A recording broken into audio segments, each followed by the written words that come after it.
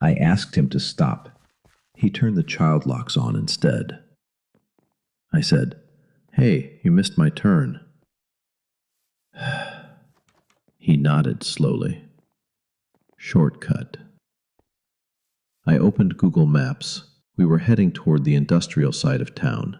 No shortcuts there. Nothing there. I reached for the door handle. Pulled it. Nothing. Child locks. I kept my voice steady. "I need you to pull over right now."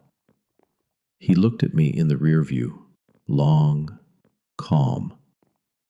We're almost there. I called 911, got through, whispered the car make and plate. The driver reached over and turned the radio up. Loud. Country music filling the entire car, drowning out everything I was saying.